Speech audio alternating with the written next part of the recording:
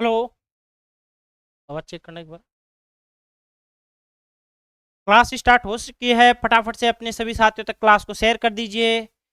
आज हम देख रहे हैं प्रीवियस ईयर के जो क्वेश्चंस थे वो हम देखने वाले हैं। जैसे कि आपने पहले की वीडियो यदि आपने नहीं देखी है तो वो देख लेना, क्योंकि आने वाली सभी एग्जाम के लिए इम्पोर्टेंट क्लास है। आप रेलवे एनटीपीसी के एग्जाम देने जा रहे हो, ग्रुप डी के एग्जाम देने जा रहे हो, आरपीएफ एग्जाम देने जा रहे हो, कोई सी भी एग्जाम हो आपकी, उसके लिए प्रीवियस ईयर क्वेश्चन लगाना सबसे इम्पोर्टेंट रहता है। तो सबसे पहले आपको क्या करना है, पेन और कॉपी लेके बैठना है, फटाफट से क्वेश्चन को हल करते हुए चलना है। बिना किसी देरी के हम क्लास को स्टार्ट करते हैं। पहला काम करना है, अपने सभी साथियों तक अपने जितने भी ग्रुप है उनमें सब में क्लास को शेयर कर दीजिए। और शेयर करने के साथ साथ आप चैनल पे नए हैं तो चैनल को सब्सक्राइब करके एक प्यारा सा कमेंट कर दीजिए। और क्लास को स्टार्ट कर रहे हैं हम बिना किसी देरी के। आप देख पा रहे हैं पीछे थंबनेल के अंदर कि रेलवे ग्रुप डी जो 2025 के अंदर लगी थी, 28 नवंबर 2025 सेकंड शिफ्ट का हम सॉल्यूशन देखने वाले हैं। तो फटाफट देखते हैं बिना किसी देरी के। अगर सूरज की तरह जलना है तो रोज उगना पड़ेगा। यदि आप एक दिन मेहनत करते हो और सोचते हो कि मुझे सफलता मिल जाए, सफलता एक दिन की प्रयास से, एक दिन की मेहनत से नहीं मिलने वाली है। सफलता के लिए आपको बिल्कुल डेडिकेशन के साथ, पूरे दृढ़ निश्चय के साथ आपको डेली मेहनत करने की आवश्यकता है। यदि आप डेली रूटीन के साथ मेहनत कर रहे हो, चाहे कम पढ़ो लेकिन डेली पढ़ो, यदि आप डेली पढ़ रहे हो चाहे कम ही पढ़ रहे हो, तो आपको सफलता मिलेगी ही मिलेगी। आपको सफल होने से कोई नहीं रोक सकता। लेकिन यदि आप एक दिन पढ़ते हो, 10 दिन नहीं पढ़ते हो, 20 दिन नहीं पढ़ते हो, तो फिर देखो मुश्किल हो जाएगा मामला। ठीक है, तो बिना किसी देरी के मैं शुरुआत कर रहा हूँ और आपके लिए मैं टाइमर लगा रहा हूँ। टाइमर के हिसाब से आपको क्वेश्चन को हल करना है। मैं प्रत्येक क्वेश्चन के लिए कोशिश करूंगा 30 सेकंड देने की, और जो छोटा क्वेश्चन होगा उसके लिए कम समय देंगे, लेकिन समय के आधार पे पहले आपको करना है। टाइमर स्टार्ट हो चुका है। फटाफट से पहले आपको क्वेश्चन को हल करना है, उसके बाद में फिर मैं हल करूंगा। यहाँ पे करो, देखिए फटाफट से। 20 सेकंड का ही टाइम दूंगा मैं आपको।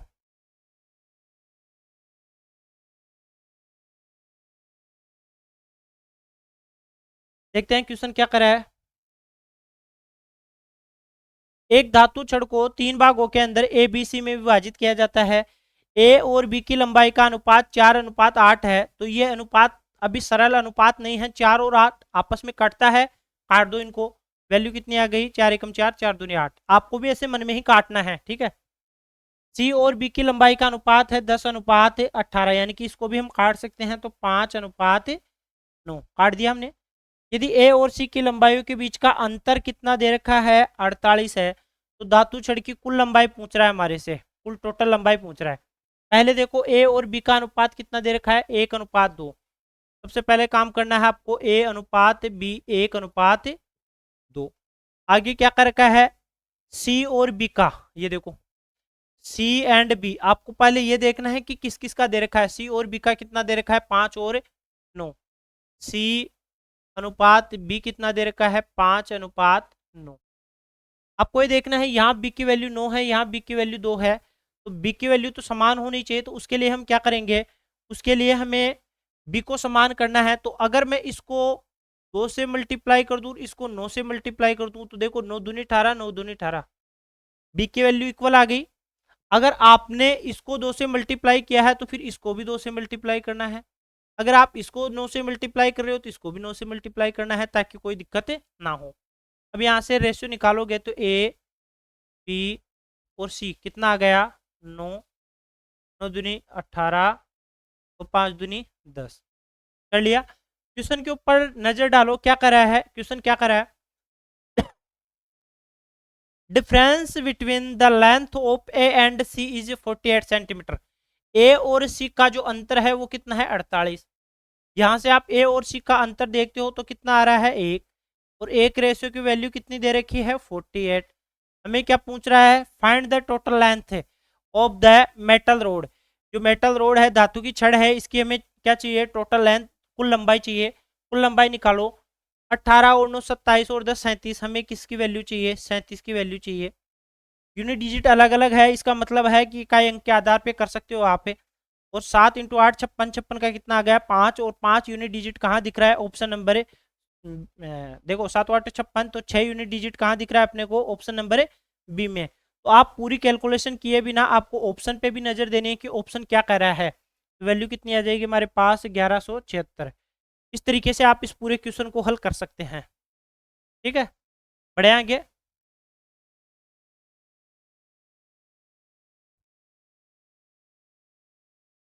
20 सेकंड का टाइम दे रहा हूँ, फटाफट से करने की कोशिश करना आप।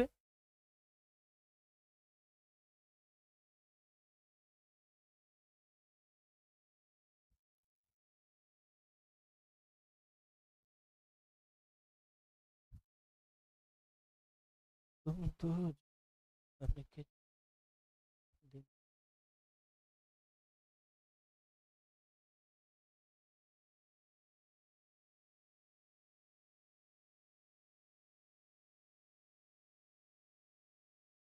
क्वेश्चन आपने पढ़ा होगा, क्या करा है क्वेश्चन। एक व्यापारी है, 80 पेन 8 रुपए प्रति पेन की दर से खरीदता है, खरीद रहा है। तो हम क्या लिखेंगे, सीपी यानी कि कॉस्ट प्राइस। क्या करा है, 8 रुपए प्रति पेन, यानी एक पेन का मूल्य है 8, मैं यहाँ रुपए लिख रहा हूँ और यहाँ लिख रहा हूँ पेन। पेन कितने हैं आप बोलोगे सर, 80 पेन है। अगर एक पेन 8 रुपए का, तो 80 पेन कितने में खरीदा होगा उसने, 8 × 8 64, और ये 640 रुपए में उसने खरीदा है। वह उसमें से 60 पेन 12 रुपए प्रति दर की दर से बेचता है, यानी कि सेलिंग प्राइस कितना कर रहा है वो। तो आप कहोगे सर देखो कितने रुपए की दर से बेच रहा है, तो आप कहोगे एक पेन कितने का है, 12 का। एक पेन है 12 का, पेन कितने हैं, 60। 12×72, 720 रुपए में इसने बेच दिए। आगे देखो शेष पेन, शेष किसकी बात कर रहा है, टोटल हमारे पास कितने थे, तो 80 थे, जिनमें से इसने 60 बेच दिए, तो कितने पेन बचे होंगे, आपको 20 ही बचे हैं, 20 पेन बचे हैं। ठीक है, 25% की हानि पर बेचता है। हमारे पास बेच कितने में रहा था, तो आप कहोगे सर 8 रुपए में बेच रहा था। 25% को लिख सकते हो 1/4, यानी कि अगर पेन का मूल्य 4 है तो आप कितने में बेच रहे हो, इसको 3 में बेच रहे हो। 4 दूनी 8, 3 दूनी 6, यानी कि 6 रुपए में बेच रहा है। एक पेन 6 रुपए में बेच रहा है, तो 20 पेन कितने में बेचेगा, तो 6 दूनी 12, यानी कि 120 रुपए में। ये भी क्या है, हमारे पास सेलिंग प्राइस है। ये कहाँ से आई, समझाऊं दोबारा से मैं आपको। क्या कर रहा है क्वेश्चन, उसको देखो आप। 80 रुपए प्रति पेन की दर से 80 पेन है, इन्होंने 80 पेन बेचे हैं 8 रुपए के हिसाब से, खरीद लिया इन्होंने। आगे इन्होंने 60 पेन बेचे हैं और बाकी करा है शेष पेन, 80 में से 60 बेच दिए, तो 20 ही तो बचे होंगे ना।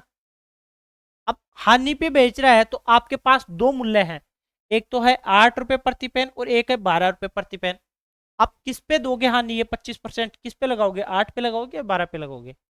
आपको पता होना चाहिए जो कि लॉस होता है वो हमेशा किस पे लेते हैं अपन, लॉस या प्रॉफिट जो भी होता है किसके रेस्पेक्ट में लेते हैं, कॉस्ट प्राइस यानी क्रय मूल्य के आधार पे। तो क्रय मूल्य कितना है, 8। अगर इस 8 का 25% यदि आप निकालते हो, तो 25 × 100 और 4 दूनी 8, यानी कि 2 की क्या हो गई, आपको लॉस हो गया। अगर 8 रुपए में है, 2 का लॉस हो गया, तो बेचोगे कितने में, 6 में तो बेचोगे। तो हमने यही तो किया है कि 6 रुपए में एक पेन बेचता है, तो 20 पेन कितने के बेच देगा, 120 रुपए के। बोलो यहाँ तक कोई दिक्कत है। अगर यहाँ तक कोई दिक्कत नहीं, तो आगे क्वेश्चन बिल्कुल आसान हो चुका है। तो क्या करा है, कुल लाभ या हानि ज्ञात कीजिए। कुल लाभ या हानि ज्ञात करनी अपने को, कैसे निकालेंगे, पहले सेलिंग प्राइस निकाल दो इसकी। देखो 7 और 1 8, 840 रुपए, ये क्या है हमारे पास सेलिंग प्राइस। कॉस्ट प्राइस कितनी थी, तो आप कहोगे सर 640 थी कॉस्ट प्राइस। तो selling price minus cost price बराबर कितना हो गया, 200। अब ये क्या आ गया हमारे पास, 200 प्रॉफिट हो गया। क्या आ गया हमारे पास, प्रॉफिट आ गया। प्रॉफिट कैसे आया, अगर आपने खरीदा है 640 रुपए में, बेचा है 840 रुपए में, तो 200 का ही तो लाभ होगा। और क्या पूछ रहा है, लाभ या हानि ज्ञात कीजिए, तो 200 रुपए का लाभ है। 200 रुपए का क्या हो गया हमें, लाभ। बिल्कुल आसान क्वेश्चन है, आसान तरीके से पूछा गया है, सिर्फ आपको एग्जाम के अंदर स्पीड से करना है। अगला क्वेश्चन देखो, 25 सेकंड का टाइम दे रहा हूं मैं, फटाफट से करने की कोशिश करना। एक शिविर में 12 दिन के लिए, यदि आपको नहीं आता है तो कोशिश करना, चाहिए क्वेश्चन ही पढ़ो, लेकिन पढ़ो तो सही आप। ठीक है, जो टाइमर दे रहा हूँ उस टाइमर के हिसाब से करने की कोशिश करना है आपको भी।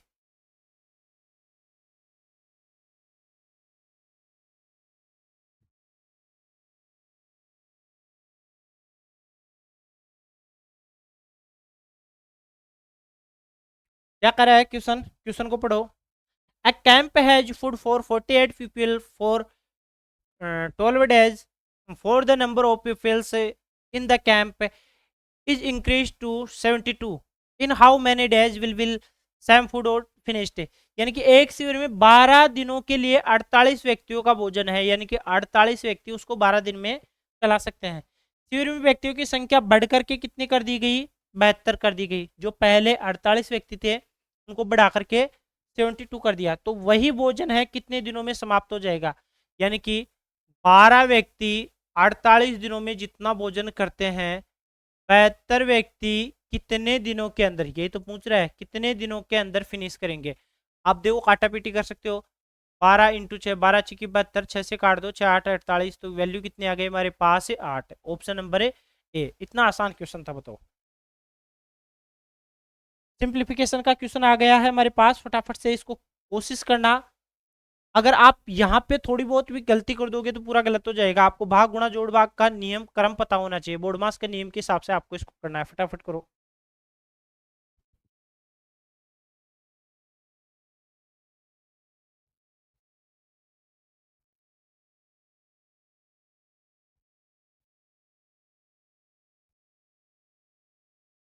देखिए क्वेश्चन क्या करा है। Find the simplification value of, ये जो वैल्यू दे रखी है इसको हल कीजिए। अगर आप इस कोष्टक को पहले देखते हो तो ये कितना हो गया, देखो पहले भाग हल होगा तो 5 से इसको काटेंगे तो कितनी बार गया, 12 बार, और 12 दूनी 24, 24 में से 12 गया तो यहाँ से वैल्यू कितनी आ गई हमारे पास, तो आपको हो गया सर प्लस का 12। ठीक है, कैसे आया समझ लो, दोबारा से मैं समझा देता हूँ कैसे आया। सबसे पहले भाग करना है, इसमें इसका भाग गया 12 बार, और 12 दूनी 24, 24 में से 12 गया तो कितना बचा, आपको हो गया सर 12 बचा यहाँ से। अब पहले इसको हल नहीं करना है, पहले पूरा ब्रैकेट हल करना है। अगर आपको 19 को इससे भाग देने में दिक्कत आ रही है तो आप ये देखो कि 19 का स्क्वायर कितना होता है, 18 का स्क्वायर कितना होता है। 18 का स्क्वायर कितना होता है, 324। 324 में यदि आप 18 और जोड़ते हो तो कितना आ गया, 18, 19, 24 होता, ठीक है। कितनी बार कट गया ये, तो आप कहोगे सर 18 बार कट गया। इसी तरीके से देखोगे 8 × 7 = 56, यानी कि 17 का स्क्वायर करो आप। अगर आपको नहीं पता तो आप 17 का स्क्वायर करो, 17 289, उसमें 17 और ऐड करो, कितनी बार गया 306। यानी कि ये वैल्यू भी कितनी बार जा रही है, 18 बार। यानी कि मान कितना आ गया, 18 × 18। ये क्या है हमारे पास, मल्टीप्लाई है, तो 18 × 18 मल्टीप्लाई, मल्टीप्लाई है क्या यहाँ पे, ठीक है। 6 × 36 × 6 मल्टीप्लाई है ना यहाँ पे, डिवाइड है भाई यहाँ पे, ठीक है। यहाँ क्या है, डिवाइड, यहाँ है डिवाइड, यहाँ है डिवाइड। यानी कि भाग 36 × 6 प्लस में क्या है हमारे पास 12। 18 से काटो, देखो 18 दूनी 36, और 2 से कट जाएगा, और 9, और 9 छिकी 54, प्लस 12, 4 और 2 6, 5 और 1 6, कितना आ गया वैल्यू हमारे पास 66। कैसे आया समझ में आया क्या। इसको हमने क्या किया, 36 से डिवाइड किया, 19 से डिवाइड किया, तो 19 से डिवाइड करने पर ये कितना आ गया, तो आपको सर ये 18 आ गया। यहाँ से काटा तो यहाँ से कितना आ गया 18, तो 18 × 18 डिवाइड बाई 36, यह है डिवाइड, ठीक है, डिवाइड इंटू 6। इस तरीके से हमने किया तो वैल्यू कितनी आ गई हमारे पास 66। और देखिए क्वेश्चन, ऐसे क्वेश्चन है, यदि आपने मेरी पिछली क्लासें देखी है तो मैंने इनका पूरा कॉन्सेप्ट समझाया है। यदि आपने नहीं देखी तो प्लेलिस्ट में जाके चेक कीजिए। इनके जो मैं रेगुलर क्लासें ले रहा हूँ, और ये मैंने पूरा बिल्कुल बेसिक से मैं आपको समझा चुका, ठीक है। करो देखिए फटाफट से।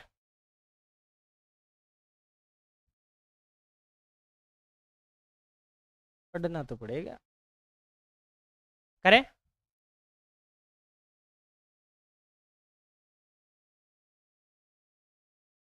एक आयत एबीसीडी के अंदर कोई बिंदु पी है। यदि पी ए बराबर 79 सेंटीमीटर, पी बी बराबर 61 सेंटीमीटर, पी सी बराबर 17 सेंटीमीटर, पी डी की लंबाई ज्ञात कीजिए। सबसे पहले तो क्या लेते हैं अपन, एक आयत लेते हैं। आयत के अंदर कैरका है, तो आयत बना लेते हैं सबसे पहले तो हम।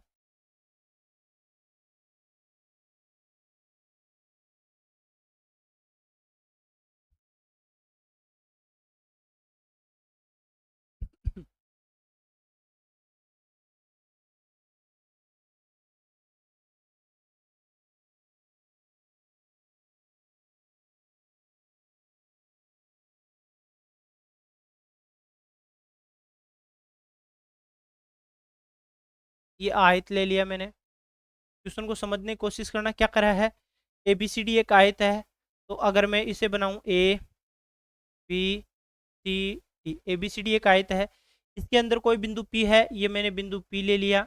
आगे क्या करा है, पी ए बराबर 79, पी ए बराबर 79, पी बी बराबर 60, पी बी बराबर 61,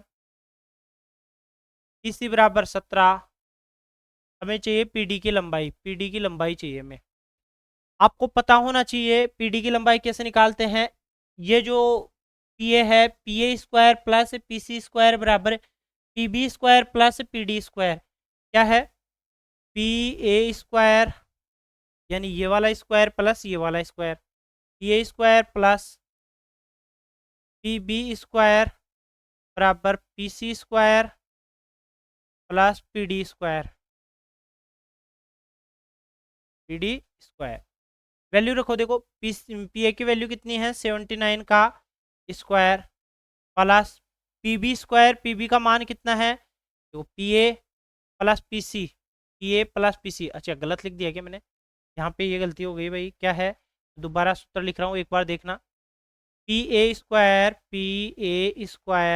प्लस पी सी स्क्वायर बराबर P B square plus P D square. Value रखो, पी ए का मान कितना है 79, सॉरी, प्लस पी सी की वैल्यू कितनी है 17, पी बी कितना है 61।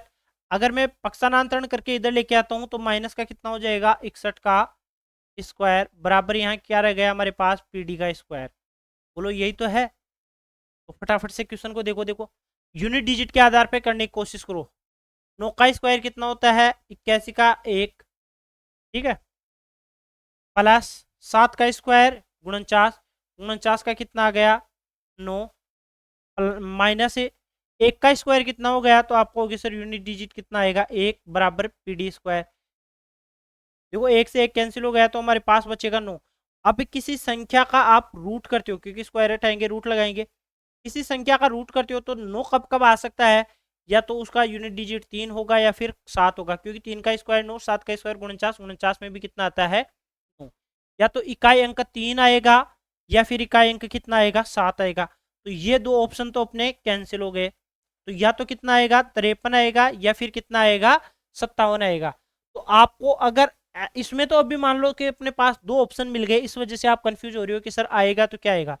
लेकिन यदि आपने पास एक ही ऑप्शन होता है, या तो 57 होता है 53 होता है, तो आप उसी पे टिक लगा के आगे बढ़ सकते थे, ठीक है। अब इसमें दो आ गए, तो दो आ गए तो आपको पूरा ही हल करना है। पूरा हल करने के लिए आपको क्या करना पड़ेगा, 79 का स्क्वायर करना पड़ेगा, उसके बाद में 17 का स्क्वायर करना पड़ेगा, उसके बाद में 61 का स्क्वायर करना पड़ेगा, और आगे इसी तरीके से आप इसको हल करोगे। बोलो समझ में आया क्या। अगर 79 का स्क्वायर देखते हो तो कितना होता है 62 41, ये होता है 62 41।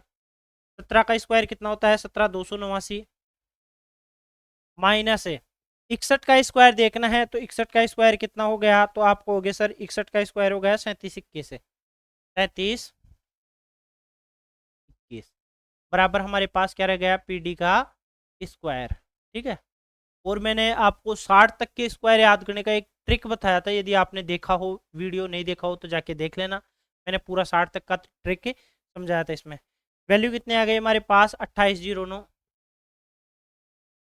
अगर आप इसका रूट देखते हो तो ये वैल्यू किसकी आ गई हमारे पास 53, और ये कौन सा है ऑप्शन नंबर बी, ठीक है।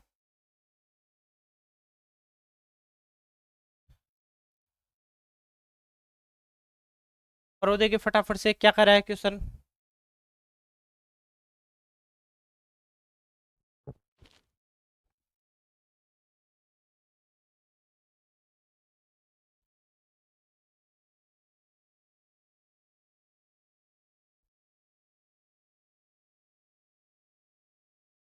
बढ़े, देखो क्वेश्चन। सबसे पहले आपको क्वेश्चन को ज्यादा नहीं तो कम से कम पढ़ के देखो, ताकि आपको खुद को आइडिया हो कि किस तरीके से क्वेश्चन करना है, क्या करना है। लाल हरे गुलाबी टोकन वाले एक बैग में लाल और हरे टोकन का अनुपात, लाल और हरे टोकन का अनुपात कितना दे रखा है, 9:6। अब ये अनुपात सरल अनुपात में नहीं है तो इसको सरल अनुपात में बांटो, 3 × 3 = 9 और 3 × 2 = 6। किस किस का है ये, लाल और हरा। सबसे पहले यहाँ लिखो लाल अनुपात हरा, कितना है 3 और 2, 3:2। आगे बढ़ो। गुलाबी और लाल टोकन का अनुपात 18 और 16 है, 2 से काट दो इसको, 2 से काटने पर कितना हो गया 9, 2 से काटने पर कितना हो गया 8। गुलाबी और लाल, आपको पूरा नहीं लिखना है, ये तो मैं समझाने के लिए पूरा लिख रहा हूँ।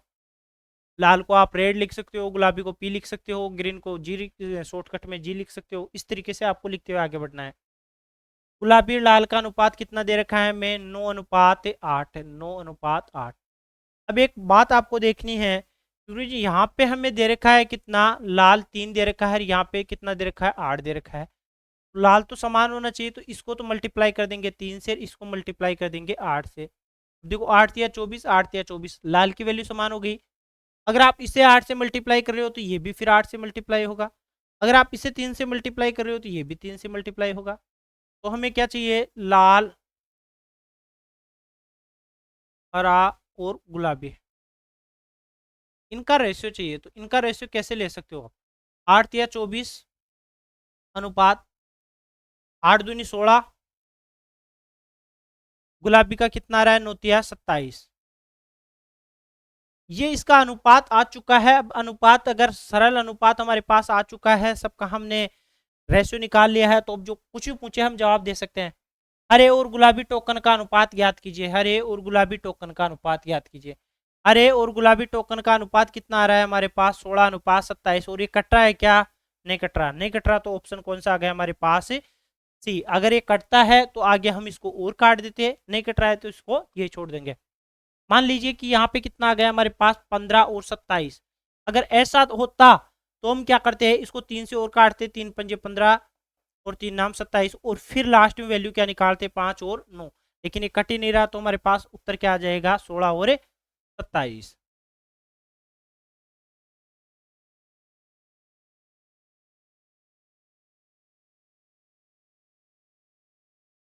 10 सेकेंड का टाइम दूंगा, इसमें ज्यादा टाइम नहीं है।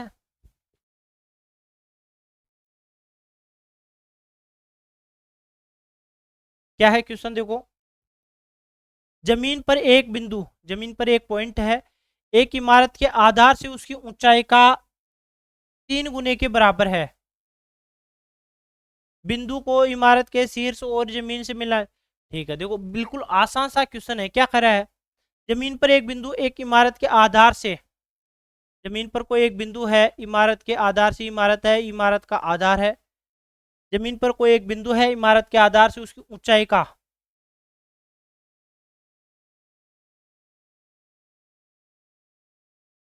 ऊंचाई के 3 गुना के बराबर है। ऊंचाई के 3 गुने के बराबर है। अगर मैं ऊंचाई को मानता हूं 1, तो बताओ ये कितना होगा, 3 गुना होगा। और मैंने ये कहा था कि 30 के जस्ट सामने क्या लोगे, तो आप क्या कहोगे, सर 30 के जस्ट सामने हमने क्या लिया था, तो आपके दिमाग में आना चाहिए सर 30 के जस्ट सामने एक सबसे बड़ी भुजा, 2 शेष रह गए वो √3, इसी तरीके से लिया था। बिंदु को इमारत के शीर्ष और जमीन से मिलाने वाली रेखा के बीच का कोण ज्ञात कीजिए। अब मैंने इतना आपको हिंट दे दिया, तो ये वाला थीटा आप निकाल सकते हो। बताओ थीटा ये निकाल सकते हो कि नहीं निकाल सकते, आपके दिमाग में आना चाहिए सर निकाल तो सकते हैं। तो बताओ किस तरीके से निकाल सकते हो, ये आपके लिए होमवर्क में है। मैं ये पूरा समझा चुका हूँ, और जिसने नहीं देखा है वो जाके चैप्टर देख लेना, बिल्कुल आसान सा है। अब इसको कैसे करना है मैंने आपको ये भी कह दिया कि थीटा है, थीटा के जस्ट सामने 30 यदि आप लेते हो तो 30 के जस्ट सामने, मैं यहाँ पे एक बार हिंट भी दे देता हूँ। अगर आपने ये लिया है और ये थीटा है, और थीटा की वैल्यू आपने क्या ली है 30 डिग्री, क्या ली है 30, तो 30 के जस्ट सामने एक सबसे बड़ी भुजा, 2 शेष रह गए वो √3। सर अगर 45 का हो तो देखो अगर ये 45 का है, ये भी 45 का होगा, 45 के सामने एक, 45 के सामने एक शेष रह गए वो √2, भुजा की वैल्यू है ये, ठीक है। सर अगर ये वाला 30 हो तो 30 के जस्ट सामने एक सबसे बड़ी भुजा, 2 शेष रह गए √3। इस तरीके से होगा। कभी जब ये 30 होगा तो फिर ये कितने का होगा, 60 का होगा। अभी 3 ट्रायंगल मैंने समझा दिए, उनके आधार पे आपको ये बताना है कि इसका उत्तर क्या आने वाला है। हालांकि बिल्कुल आसान है। यदि आपको ये भी नहीं पता है तो आप किससे कर सकते हो, त्रिकोणमितीय अनुपात के अंदर tan की वैल्यू लगा के भी आप कर सकते हो। बिल्कुल आसान सा क्वेश्चन था वो। 8वां क्वेश्चन कीजिए फटाफट से।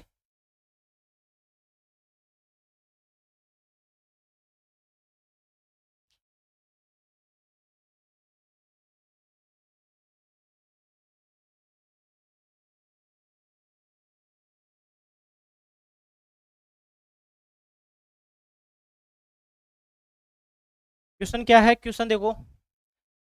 उस बैंक में 95,950 की जमा राशि पर अर्जित वार्षिक ब्याज कितना होगा जो 9% वार्षिक दर से साधारण ब्याज का भुगतान करता है। कुल मिला के क्या पूछ रहा है, आपको अमाउंट दे रखा है 95,950 रुपए, 9% एनुअल रेट दे रखी है, साधारण ब्याज आपको निकालना है। कितने समय के निकालना है, आपको कहोगे सर कोई नहीं दे रखा, वार्षिक ब्याज दे रखा है तो मतलब 1 वर्ष का आपको निकालना है। बोलो सिंपल इंटरेस्ट कैसे निकालते हो, सर ऐसा ही बराबर क्या होता है PRT अपॉन 100 कि कितना है 95,950 मूलधन इंटू दर कितनी है 9, समय कितना है 1 बटा कितना हो जाएगा, 0 से 0 काट दो, 9 पंजे 45, 5 कैरी आया 4, 9 नाम 81 और 4 85 का 85 कितना आ गया 5, हासिल आ गई 8, 9 पंजे 45, 45 और 8 53 की 3, 5, 9 नाम 81, 81 और 5 86, नीचे एक पॉइंट है तो एक पॉइंट छोड़ के पॉइंट लगा दो तो वैल्यू कितनी आ गई 8,635। कहाँ पे है भाई 8,635.50। इस तरीके से आपको करना है, बिल्कुल सिंपल सा क्वेश्चन है।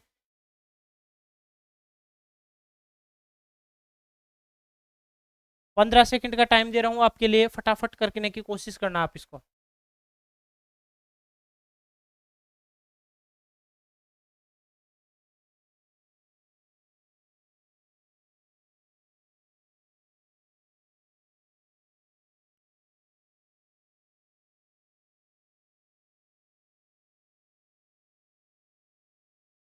पारुल और उसकी माता की वर्तमान आयु का जो रेशियो दे रखा है वो कितना है 5:13, यानी कि एक तो हमारे पास पारुल है और एक कौन है हमारे पास माँ है। पारुल का अनुपात है 5, माँ का है कितना 13। उनकी आयु का गुणनफल, अगर ये अनुपात है न कुछ तो आयु रही होगी, तो आप कहोगे सर ये 5x इसकी आयु है और इसकी है 13x, इन दोनों का गुणनफल कितना दे रखा है 585 दे रखा है। आपको क्वेश्चन को पढ़ते जाना है, साथ के साथ ही लिखते भी जाना है। आपको ऐसे नहीं कि एक बार पहले पूरा पढ़ो उसके बाद में, आप जितना पढ़ रहे हो उसके हिसाब से इसको हल करते जाओ। 9 वर्ष बाद उसकी आयु का अनुपात, सबसे पहले x निकाल लेते हैं, तो 5 से काट देते हैं इसको।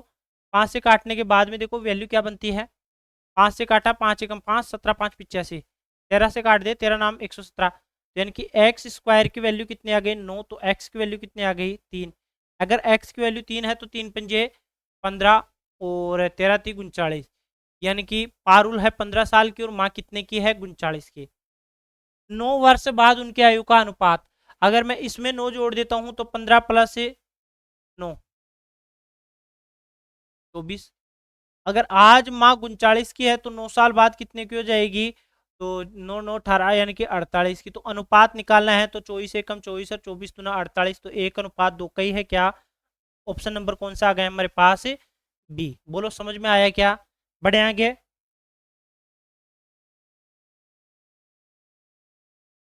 आसान सा क्वेश्चन है, बिल्कुल इसको सिंपल सिंप्लीफिकेशन करना है, सरल करना है। किस तरीके से आप इसको सरल कर सकते हो, या आसान क्वेश्चन है तो मैं आपको इसको होमवर्क के रूप में दे दूं।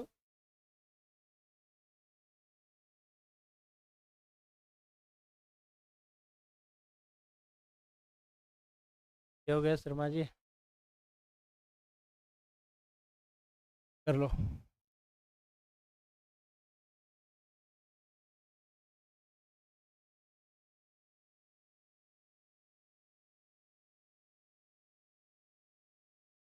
सिंप्लीफिकेशन के अंदर हम देखते हैं तो क्या है क्वेश्चन, 2x प्लस 3, ये इस तरीके से आपको पूरा दे रखा है। तो मैं क्या कर सकता हूँ इसको, आप कहोगे सर सबसे पहले तो आप देखो कि ये जो 2x है, अगर इस 2x को मैं पूरे इस ब्रैकेट से मल्टीप्लाई कर दूं तो ये बन जाएगा 2x, x माइनस 5।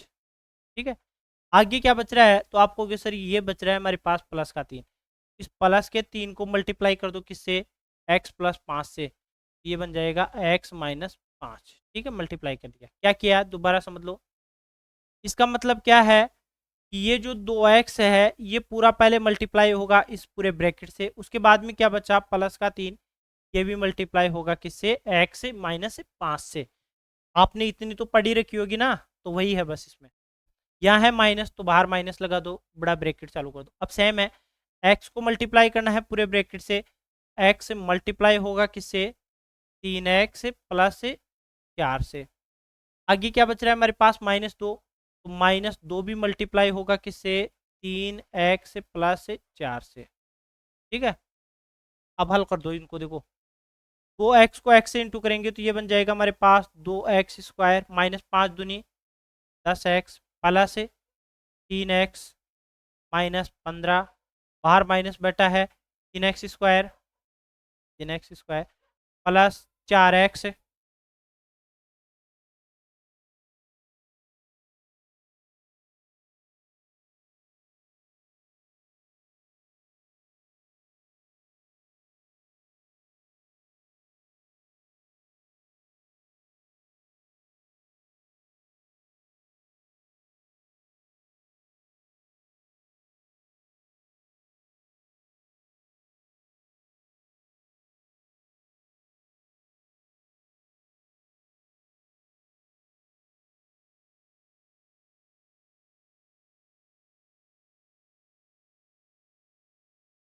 कर लिया है यहाँ तक है।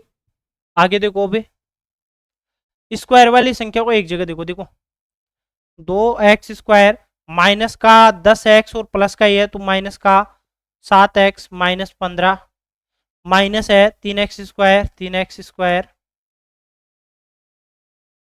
प्लस का 4 और माइनस का 6, तो माइनस का 2 बचेगा, माइनस माइनस प्लस का कितना हो जाएगा हमारे पास 2x, माइनस है बाहर माइनस है तो क्या हो जाएगा प्लस का 8। ठीक है, अब स्क्वायर वाली संख्या को देख लो, देखो 3x स्क्वायर माइनस का है, 2x माइनस प्लस का है तो माइनस का x स्क्वायर, माइनस का 7x प्लस का 2x तो माइनस का 5x, माइनस 15 प्लस 8 तो माइनस का 7। कहाँ पे दिख रहा है क्या ये, x square minus 5x minus 7, x square minus 5x minus का 7। ऑप्शन नंबर कौन सा है हमारे पास, डी। तो आपको क्वेश्चन को देखना है कि किस तरीके से क्वेश्चन पूछ रहा है, बिल्कुल आसान आसान क्वेश्चन है, कोई डिफिकल्ट क्वेश्चन है नहीं। करना है फटाफट से, देखो देखे 10 सेकंड के अंदर अंदर आपको इसको करने की कोशिश करनी है।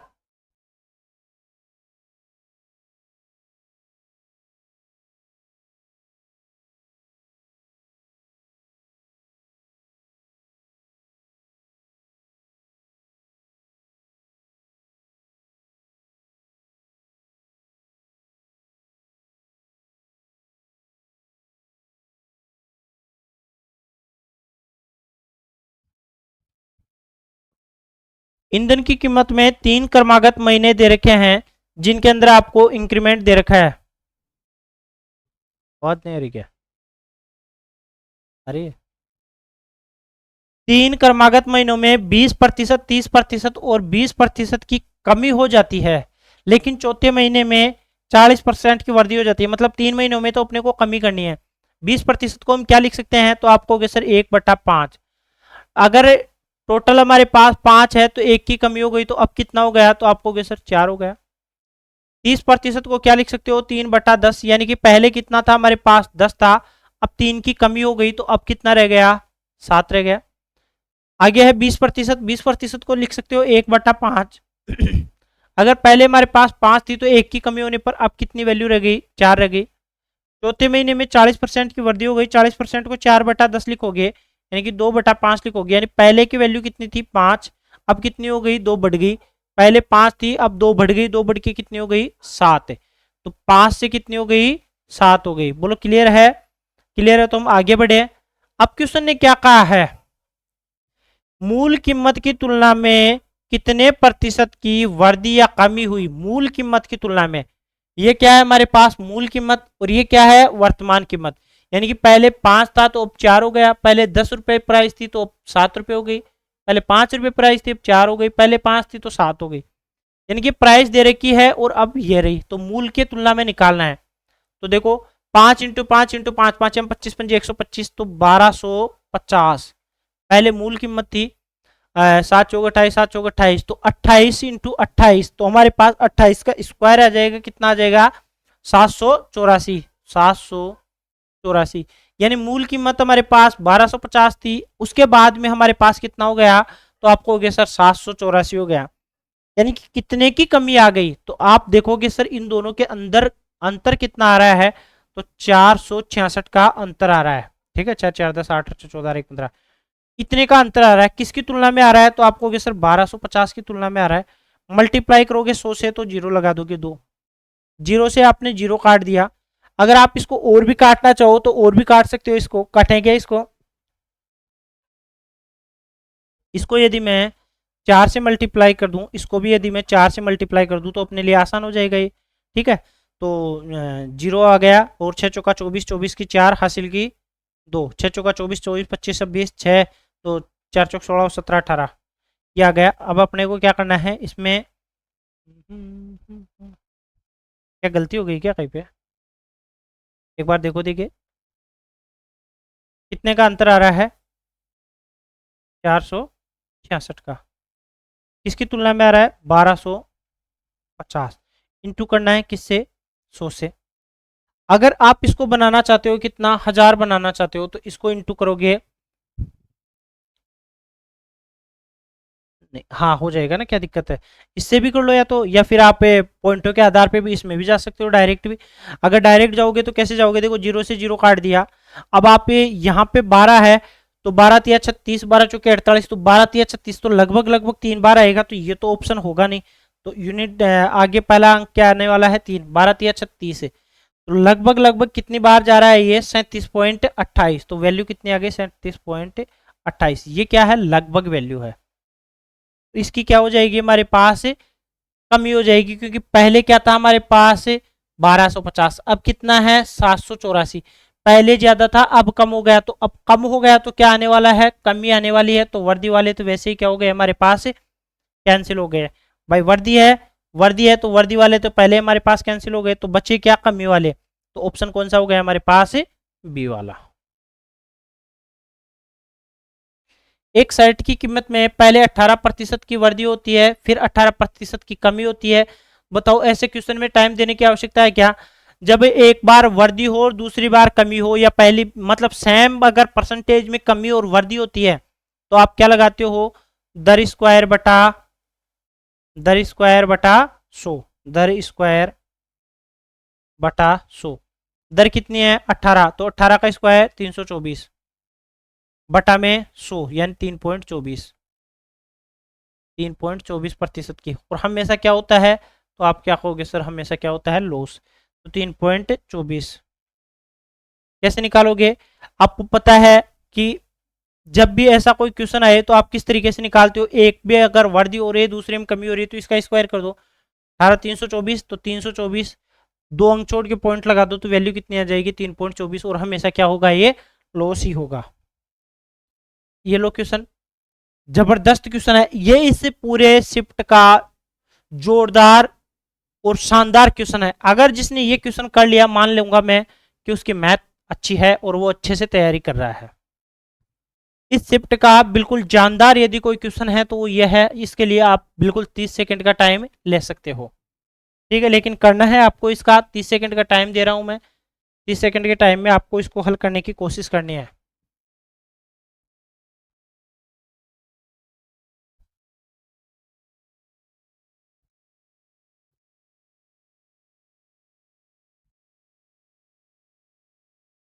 एक टंकी का 5/8 भाग भरा हुआ है, यदि उसमें से 12 बाल्टी निकाली जाती है और उसमें 9 बाल्टी डाल दी जाती है तो 7/12 भाग भर जाएगा।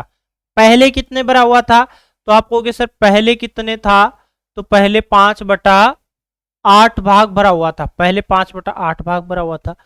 आपने बाल्टियां कुछ डाली है कुछ निकाली है, उसके बाद में कितना भर गया, 7/12। ये कब है, ये बाद में। टंकी तो सेम है, उसमें से 5/8 भरा हुआ है, आप कह रहे हो 7/12 भरा हुआ है। टोटल यदि आप देखते हो तो यहाँ से तो टोटल मिल रहा है 8 और यहाँ से टोटल मिल रहा है 12, यानी टंकी की क्षमता तो इक्वल होनी चाहिए ना। आप यहाँ देख पा रहे हो तो टंकी की क्षमता 8 आ रही है, यहाँ देख पा रहे हैं टंकी की क्षमता 12 आ रही है, जबकि टंकी की टोटल क्षमता तो कितनी होनी चाहिए, इक्वल होनी चाहिए। सबसे पहला काम करना है कि सर टोटल क्षमता को इक्वल करो, 24 और 8 इसको यदि इक्वल करना है तो इनका एलसीएम ले सकते हैं अपन। 8 और 24 का एलसीएम लोगे तो 8 और 24 का एलसीएम कितना है, 8 और 12 का कितना ले ले अपन, 24 ले लेके 8 से 24 12 दून 24, इसका 24 लेने पर ये कितना बन गया देखो 8 या 24, यानी कि इसको 3 से मल्टीप्लाई करेंगे तो ये 15/24 बन जाएगा। इसको 3 12 दूनी 24, तो इसको 2 से इंटू करने पर 7 दूनी 14/24 बन गया। कैसे बन गया मैं समझा देता हूँ, देखो कैसे बनाया वो समझो। पहले कितना था 5/8, अब कितना हो गया 7/12। इसको 24 बनाना है तो इसको किससे इंटू करेंगे 3 से, इसको किससे इंटू करेंगे 2 से। अब देखो 8 या 24 12 दूनी 24, टंकी की टोटल क्षमता इक्वल आ गई। अगर इसको 2 से मल्टीप्लाई कर रहे हैं तो इसको भी 2 से मल्टीप्लाई करना है, इसको 3 से इंटू कर रहे हैं तो इसको भी 3 से, तो 5 थी 15, 15/24 14/24, यानी कि पहले टंकी कितनी भरी हुई थी 15, अब टंकी कितनी है 14, यानी कि अंतर कितना का आया, तो आप कहोगे सर 1 रेशियो का अंतर आया। ठीक है, आगे देखो हमने उसमें 12 बाल्टी तो क्या की है निकाला है, 12 बाल्टी तो आपने निकाली है और उसमें 9 बाल्टी पानी डाल दी है, 9 बाल्टी उसमें पानी डाल दी है, तो अभी आपने कितनी निकाली है 3 निकाली है। लेकिन क्वेश्चन क्या करा है, पहले 15 थी अब 14 है, यानी कि 1 निकाला है। हम तो कह रहे हैं 1 निकाले हैं, क्वेश्चन कह रहा है कितना निकाला है 3 निकाला, तो 1 की वैल्यू कितने के बराबर है 3 के। तो कुल कितने बाल्टी टंकी में आ सकती है, टंकी की कुल क्षमता पूछ रहा है, तो 1 की वैल्यू 3 है तो हमें टोटल चाहिए, टोटल कितना है 24, तो 24 दिया 72, तो कितनी आ गई हमारे पास 72। बोलो ये बात समझ में आ गई क्या, 72 कैसे आया, समझ में आया क्या। हमने एलसीएम लिया 24, तो 15/24 14/24, पहले 15 था अब कितना हो गया 14 हो गया। हमारे हिसाब से तो 1 की कमी हो रही है, क्वेश्चन के हिसाब से कितने की कमी हो रही है, तो आप कहोगे सर 3 की कमी हो रही है, क्योंकि 12 बाल्टी इन्होंने निकाली है और 9 बाल्टी डाली है। 12 निकाल रहे हो 9 डाल रहे हो तो कमी तो हो रही है ना 3 की, क्वेश्चन के हिसाब से 3 की कमी है और हमारे हिसाब से 1 की कमी है, तो कुल हमें चाहिए तो 24 या 72, यानी कि 72 बाल्टी इन्होंने डाली है। ठीक है, ये लो रेलगाड़ी वाले क्वेश्चन आ गया भाई।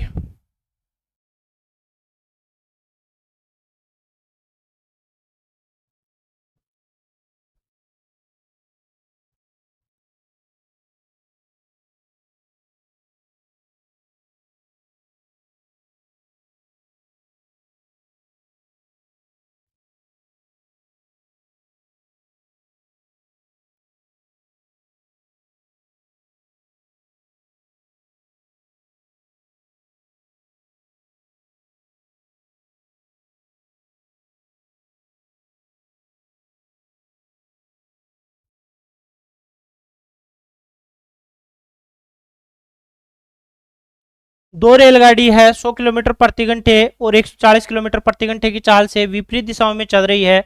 एक रेलगाड़ी की लंबाई है 490 मीटर है, उन्होंने एक दूसरे को पार करने में 22 सेकंड का समय लिया। दूसरी रेलगाड़ी की लंबाई ज्ञात कीजिए जो 10 में, अच्छा ठीक है, कुल मिला के क्या है, दो रेलगाड़ियां जो 100 किलोमीटर प्रति घंटे और 140 किलोमीटर प्रति घंटे की विपरीत दिशा में चल रही है, यानी कि ये एक रेलगाड़ी है और दूसरी रेलगाड़ी यह है, दोनों क्या कर रही है विपरीत दिशा में चल रही है। ठीक है, विपरीत दिशा में चल रही है, यानी कि ये इधर जाती है तो मैं इसको इधर भेज देता हूँ, यानी कि ये तो जा रही है इधर हमारे पास, और एक दूसरी रेलगाड़ी है वो आ रही है इधर, विपरीत दिशा में जा रही है, ये इधर जा रही है और ये इधर आ रही है। पहले की स्पीड है कितनी 100 किलोमीटर पर आवर, दूसरे की स्पीड कितनी दे रखी है 140 किलोमीटर पर आवर। आप इस तरीके से यदि डायग्राम से करोगे क्वेश्चन कभी गलत होगा ही नहीं, इसी तरीके से डायग्राम के हिसाब से आपको करना है। एक रेलगाड़ी की लंबाई है 490 मीटर, अगर इस रेलगाड़ी की लंबाई 490 मीटर है और इसकी लंबाई आपको निकालनी है, तो मैं इसकी लंबाई को क्या कह देता हूं के मीटर कह देता हूं। ठीक है, और समय कितना दे रखा है 22 सेकंड का समय दे रखा है, समय कितना दे रखा है 22 सेकंड। समय बराबर दूरी बटा चाल, समय बराबर दूरी बटा चाल, समय बराबर दूरी बटा चाल, यही तो होता है। और दोनों क्या है, एक दूसरे को पार करने में 22 सेकंड का समय लेती है। आप ये बताओ, जब विपरीत दिशा में चल रही है तो दोनों की चाल आपस में क्या हो जाएगी, ऐड हो जाएगी। दोनों की चाल आपस में क्या हो जाएगी, ऐड हो जाएगी। समय बराबर क्या होता है, दूरी, दूरी यानी कि 490, समय बराबर दूरी बटा चाल, चाल कितनी आ गई 100 प्लस 140 यानी 240, बराबर समय कितना आ गया हमारे पास 22। समय बराबर दूरी बटा चाल। अब ये किस में है, किलोमीटर में है, तो किलोमीटर पर हावर को मीटर प्रति सेकंड में बदलने के लिए 5/18 से इंटू करना पड़ेगा। तो 5/18 से इंटू करने पर देखो 6 से काट देते हैं, 6 18 और 6 चौका 24, ठीक है। तो यानी कि वैल्यू क्या आ गई हमारे पास 490 प्लस के बटा 5 चौके 20 यानी कि 200, बट्टा में 3 है तो ये ऊपर चला जाएगा तो ये मल्टीप्लाई हो जाएगा 3 से, बराबर कितना आ गया हमारे पास 22। अगर आप चाहो तो इस पूरे को हल कर सकते हो और चाहो तो इसको मैं पूरा हल कर देता हूँ। देखो क्या है, 3 से करने पर इसको मल्टीप्लाई करेंगे तो 9 3 27, 7 2 4 3 12 और 2 14, 1470 प्लस 3 के बराबर 22 दूना 44, 4400। तो 3 के बराबर 4400 में से क्या कम कर देंगे, 1470 कम कर देंगे। तो 4400 में से 1470 हम कम कर रहे हैं तो कितना आ जाएगा 2930, 2930। और ये वैल्यू किसके बराबर है, तो आपको सर ये 3 के बराबर है। तो यदि मुझे इसकी वैल्यू चाहिए तो 3 से मैं काट देता हूँ, 3 नाम है 27, कितना बचा 2, 3 7 21, बचा कितना 2, 3 6 18, कहीं है क्या ये देखो आपको पूरा हल करने की जरूरत ही नहीं है, 976.67। आपको ऑप्शन के ऊपर भी नजर देखे रखनी है, कहीं है तो आप उसको तुरंत अटैक कर दो उस पर। क्लियर, आपको अच्छे से समझ में आ गया हो तो फटाफट से मैं आगे बढ़ रहा हूँ क्वेश्चन की ओर।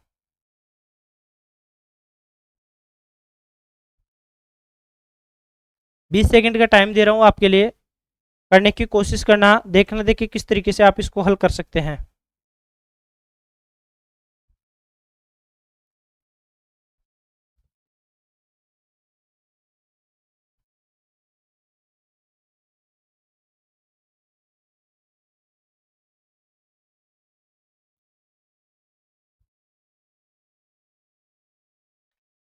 एक समलंब चतुर्भुज दे रखा है, अब समलंब चतुर्भुज दे रखा है और इसके आकार के मैदान की समांतर भुजाओं की लंबाई दे रखा है 60 मीटर और 77 मीटर।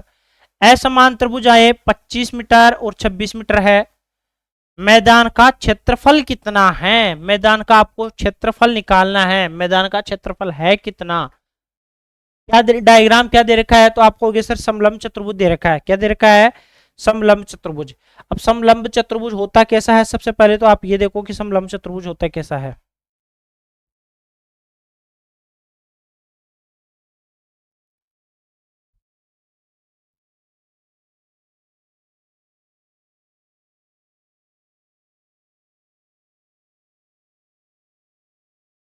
ऐसा ही होता है समलंब चतुर्भुज, बिल्कुल सर ऐसा ही होता है। समान त्रिभुजों में लंबाई दे रखी है 60 और 77। अगर यह है 60 मीटर, क्या है ये 60 मीटर, ये 60 मीटर है तो ये कितनी होनी चाहिए, तो आपको सर ये 77 मीटर होनी चाहिए, ठीक है। असमान भुजाओं में अगर ये 25 मीटर है तो ये कितनी 26 मीटर। आपको एक लॉजिक पता होना चाहिए कि सर अगर मैं इस डायग्राम को इस तरीके से बना दूं, यहां से यदि मैं एक लाइन ड्रॉ कर दूं, लंब इस पे डाल दूं, यहां से यदि मैं इस पे लंब डाल दूं तो ये क्या बन जाएगा, तो आपको कहोगे सर ये क्या बन जाएगा, तो आप देख पा रहे हो ये क्या बन रहा है। ओ गुरुजी बन तो कुछ ही नहीं रहा है, अरे बन रहा है, देखो क्या बन रहा है। ये वाली आकृति देखो, क्या ये आयत बन रही है क्या, तो आपको बिल्कुल सर आयत तो बन रही है, आयत बन रही है ना ये। अगर ये आयत बन रही है तो आप यहां से ये वाली आकृति देखो, ये वाली आकृति आयत बन रही है ना ये। अगर मैं ये कहूं कि ये 60 है तो फिर ये भी कितनी होनी चाहिए 60 होनी चाहिए, ठीक है। 60 है तो ये 25 है, तो आप ये वाले निकाल सकते हो क्या कि सर ये कितनी है ये कितनी है, इनका आप निकाल सकते हो क्या, सर ये तो लोचा नहीं बैठ रहा कि कैसे निकालेंगे, ठीक है। अगर मैं इसको 60 कह दूं तो बाकी कितनी बच गई हमारे पास 17 बच गई। 17 को हम किस तरीके से बांट सकते हैं, 7 24 25। अगर मैं इसको कहूं 7 24 25 तो फिर ये कितना है 10 25 और ये कितना हो जाएगा 26 से 10 24 26, ये भी तो समान ही होनी चाहिए ना, 10 24 26 यानी कि 5 12 13। ठीक है, देखो कैसे डिवाइड किया मैंने इसको, समझना आप। समान त्रिभुज है, 60 है 77 है, अगर मैं ये 60 है तो इसके बराबर ही मैंने ये 60 ली है, क्योंकि मैंने ये दोनों जगह छोड़ दी है। अब कितना बच गया सर, 77 में से 60 गया तो कितना बच गया मेरे पास, 17 बच गया। इन 17 को किस तरीके से डिवाइड किया है, आपको ट्रिपलेट पता होना चाहिए। 7 24 25 होता है, तो 7 24 25 के हिसाब से यदि मैं इसको 7 मानता हूं तो इसको 24 मानता हूं, इसको 25 मानता हूं, तो मैंने क्या लिखा 7 24 25, और एक आप होता है 5 12 13। अगर इसका दुगना देखिए तो 10 24 26, अगर फिर ये 7 है तो फिर ये 10 होना चाहिए, तो 10 है तो फिर ये कितना होना चाहिए 24 और ये 26। देखो 10 24 26, ऊंचाई तो समान आ रही है ना। इसी तरीके से आपको इसको बांटना है, दिमाग लगाना ही पड़ेगा आपको। ठीक है, तो अब आपके पास बिल्कुल आसान सा क्वेश्चन हो चुका है। क्या पूछ रहा है, क्षेत्रफल ज्ञात कीजिए। क्षेत्रफल निकालने के लिए क्या करते हो सर, क्षेत्रफल निकालने के लिए हम क्या करते हैं, 1/2 इंटू समांतर भुजाओं का योग, समांतर भुजाएं हैं 60 प्लस 77, 1/2 समांतर भुजाओं का योग इंटू बीच की दूरी, बीच की दूरी कितनी आ गई हमारे पास 24।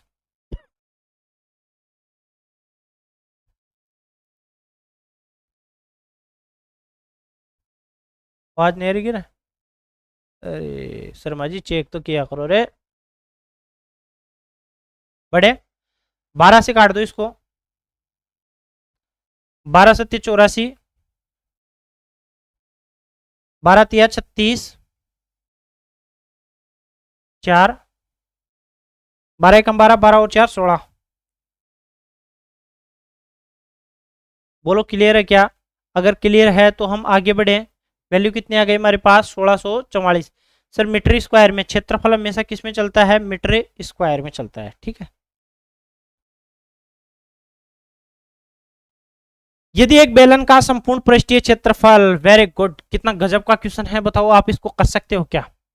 बेलन का संपूर्ण पृष्ठीय क्षेत्रफल, मैं कर रहा हूं इसको देखना, दो वर्तीय फलकों के क्षेत्रफल का 4 गुना है, तथा बेलन का आयतन है 192 पाई सेंटीमीटर क्यूब, तो बेलन की ऊंचाई ज्ञात कीजिए। बिल्कुल आसान सा क्वेश्चन है। बेलन का संपूर्ण पृष्ठीय क्षेत्रफल, तो मैं लिख सकता हूं बेलन का टी से, आप लिख सकते हो बेलन का टोटल सरफेस एरिया, बेलन का टी से बराबर क्या होता है, दो वर्तीय फलकों के क्षेत्रफल, दो वर्तीय फलक, दो वर्तीय फलक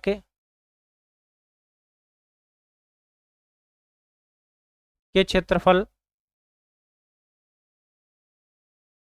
का 4 गुना, यही तो दे रखा है।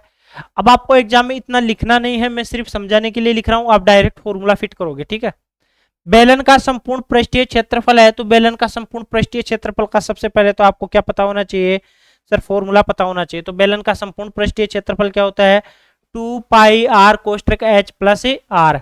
बेलन का टी से क्या होता है, तो कहोगे 2 पाई आर कोष्टक एच प्लस आर, तो 2 इंटू 4, ये कौन कौन से किया मैंने, ये 2 और ये 4। वर्तीय फलक यानी कि वर्त का क्षेत्रफल क्या होता है, पाई आर स्क्वायर। वर्त के क्षेत्रफल का 4 गुना, और वो भी कितने वर्त का, 2 का। तो मैंने ये जो लिखा है वो समझ में आया क्या, अगर ये समझ में आ गया तो फटाफट से अपने को कैलकुलेशन करनी है। देखो 2 पाई से 2 पाई कैंसिल हो गया, 2 पाई से 2 पाई कैंसिल हो गया, ये आर से ये आर स्क्वायर का मतलब है कि आर 2 बार है तो 1 बार कैंसिल हो गया, यानी कि यहां से क्या बच गया हमारे पास, एच प्लस आर बराबर 4 आर, यानी 4 आर बच गया। अगर मैं आर को एक तरफ ले जाता हूं तो एच बराबर 3 आर बच गया। एच और आर की वैल्यू आप निकाल सकते हो, तो सर एच की वैल्यू तो है 3, एच की वैल्यू तो कितनी आ गई हमारे पास 3, और आर की वैल्यू यहाँ कुछ नहीं है तो कितना है 1। एच और आर का रेशियो कितना आ गया हमारे पास, 3:1। अगर एच और आर का अनुपात निकाल दिया तो आप ये भी तो निकाल सकते हो कि बेलन का आयतन क्या होता है। बेलन का आयतन क्या होता है, पाई आर स्क्वायर एच, यानी कि 192 पाई, इसकी वैल्यू क्या होगी, पाई आर स्क्वायर एच, यही तो होगा। पाई से आपने पाई काट दिया, 192 बराबर आर की वैल्यू कितनी है, तो आप कहोगे सर 1, तो 1x into 1x into H की वैल्यू कितनी है, 3x है। सर ये एक्स क्यों लिया है, क्योंकि आपको यहाँ रेशियो के अंदर दे रखा है जबकि हमें यहाँ एक्चुअल वैल्यू चाहिए। तो एक्चुअल वैल्यू निकालने के लिए किसी न किसी से तो इंटू करना ही पड़ेगा, तो हमने एक्स मान लिया। वो 3 से काट दिया मैंने, 3 6 18, 3 चौके 12 बराबर एक्स एक्स एक्स, तो क्या बन गया एक्स क्यूब। एक्स क्यूब यानी कि किसका क्यूब करे कि 64 आ जाए, तो 4 का क्यूब 4 बराबर एक्स। तो एक्स की वैल्यू हमारे पास 4 आ गई। और क्या पूछ रहा है ऊंचाई कितनी है, तो ऊंचाई कितनी है 3। 3 को मल्टीप्लाई कर देंगे किससे 4 से, 3 मल्टीप्लाई 4 तो 4 3 12। ये क्या आ गया हमारे पास सेंटीमीटर में है, सेंटीमीटर आ जाएगा। अगर ऊंचाई पूछती है तो 12 आ गई। अगर रेडियस पूछता है तो इसको 4 से इंटू कर देंगे तो फिर ये क्या बन जाएगा 4 सेंटीमीटर। अगर ये पूछे त्रिज्या, क्या पूछता है ये त्रिज्या पूछता है, तो 4 सेंटीमीटर तो क्या आ गई हमारे पास त्रिज्या आ गई। अगर त्रिज्या पूछे तो 4 सेंटीमीटर है, और अगर ऊंचाई पूछे तो कितने आ गए हमारे पास 12 सेंटीमीटर आ गई। दो संख्याओं का अनुपात 2:3 है, उनका एचसीएफ 6 है, तो उनका एलसीएम ज्ञात कीजिए। आपको पता है सर पहला अनुपात दूसरा अनुपात मल्टीप्लाई कर देंगे किससे एलसीएम से, तो क्या बन के निकल के आ जाता है हमारे पास एलसीएम। पहला अनुपात दूसरा अनुपात इंटू एचसीएफ बराबर क्या आ गया एलसीएम। 3 6 3 18 18 दूना 36, 6 3 18 18 दूना 36, तो एलसीएम कितना आ गया हमारे पास 36 आ गया। आप तो इस तरीके से निकाल सकते हो। पहला तरीका तो यह है।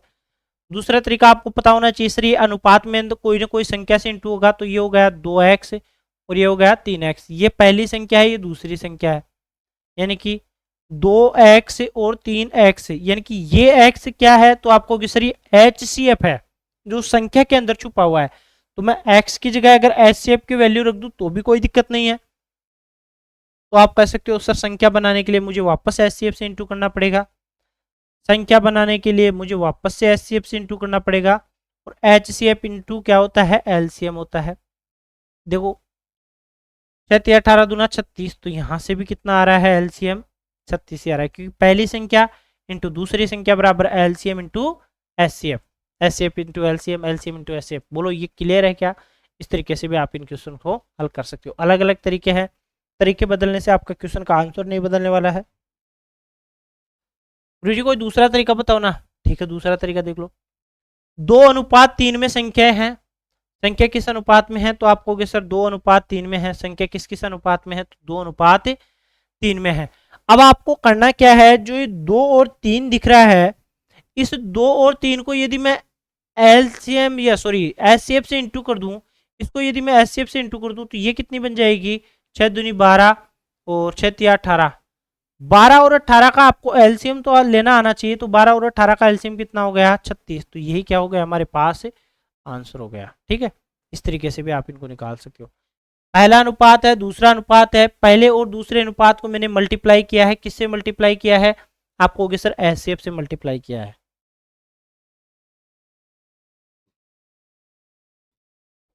करो भाई करो फटाफट से।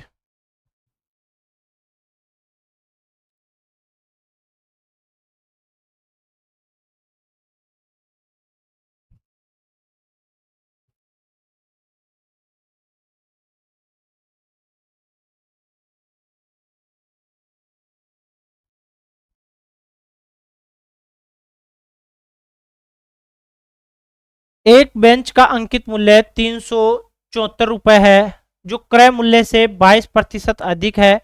यदि लाभ प्रतिशत 13% है तो छूट प्रतिशत ज्ञात कीजिए। आपको छूट परसेंटेज वैल्यू चाहिए। अगर आपको प्रतिशत के अंदर वैल्यू निकालनी है तो जो प्राइस दे रखा है इसका कोई मतलब नहीं है, आपको सिर्फ और सिर्फ परसेंटेज के ऊपर ही पूरा पूरा खेल करना है। क्रय मूल्य से 22% अधिक है, ठीक है, अंकित मूल्य है वो क्रय मूल्य से 22% अधिक है। अगर क्रय मूल्य की बात करते हैं तो क्रय मूल्य कितना मान लेते हैं हम 100 रुपए मान लेते हैं। सर कॉस्ट प्राइस यदि 100 रुपए है तो मार्केट प्राइस कितनी होनी चाहिए, क्वेश्चन के अकॉर्डिंग 22% अधिक होनी चाहिए, तो मार्केट प्राइस 122 होनी चाहिए। यदि लाभ प्रतिशत की बात करें तो प्रॉफिट परसेंटेज 13 है, तो सर सेलिंग प्राइस कितनी होनी चाहिए। अगर 100 रुपए की वस्तु है इस पे आप 13 रुपए प्रॉफिट चाहते हो, तो बताओ 113 में तो बेचोगे इसको, बिल्कुल सही बात है 113 में ही बेचेंगे। तो आपको क्या चाहिए, छूट प्रतिशत है, यानी कि आपकी जो प्राइस सॉरी अंकित मूल्य था 122 था, 122 से आपने में कितने में बेच दिया इसको, 113 में बेच दिया। तो आपने छूट तो दी होगी ना, तो छूट कितने की दी, तो 7 और 2 9 की छूट दी है। कितने की छूट दी है, 9 की। किसके रेस्पेक्ट में, 122 के रेस्पेक्ट में, इनटू 100। अब आपको कैलकुलेशन आनी चाहिए सर, 900 बटा 122 करना है। 122 को आप 20 मान लो, तो यहाँ 12 है, तो 120 मान लो, तो 12 है, 12 6 72, 12 7 84, 12 अंटे 96, तो 8 बार तो ज्यादा गया, तो 12 7 84, 7 पॉइंट कुछ आएगा, 7 पॉइंट कुछ आएगा। 7 पॉइंट कुछ किस में है, केवल ऑप्शन नंबर बी में है। बोलो ये समझ में आया क्या मैंने क्या कहा वो। अगर इसे आप इस तरीके से करते हो, 900 बटा इसको 120 मानते हो, तो 0 से 0 काट दो। देखो 12 का पाड़ा बोलना है कि 90 से छोटी या 90 तक की संख्या आ जाए, तो 12 7 84, लगभग 7 पॉइंट आएगा। तो 7 में तो देखो केवल और केवल एक ही ऑप्शन है, तो आपको पूरी कैलकुलेशन करने की आवश्यकता ही नहीं है। ठीक है, करो क्वेश्चन देखिए।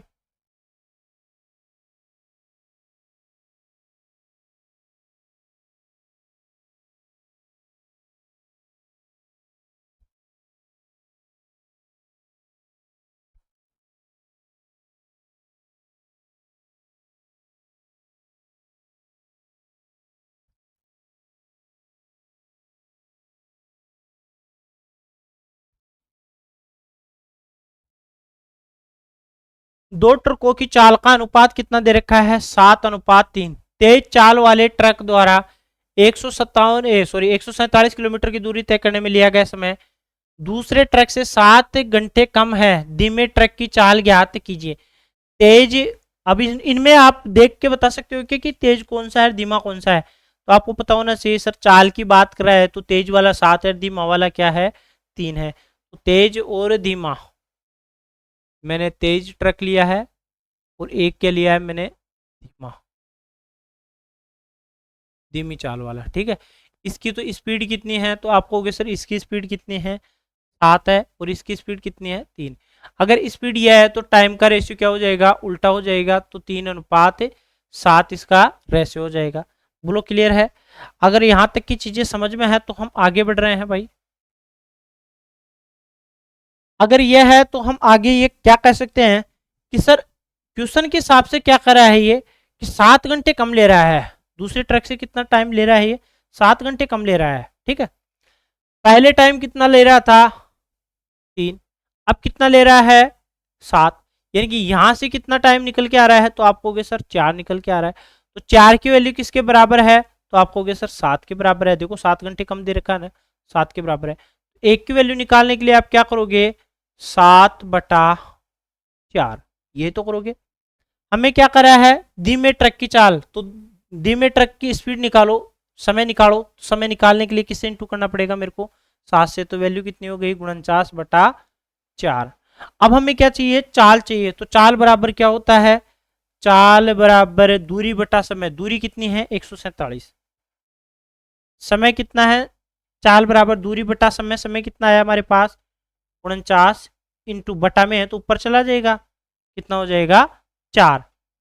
अब देखो इसको मल्टीप्लाई करो यूनिट डिजिट के आधार पे, तो 9 तिया 27, तो लगभग लगभग कितनी बार कटेगा ये, 3 बार, और 4 × 3 = 12, तो 12 किलोमीटर पर आवर।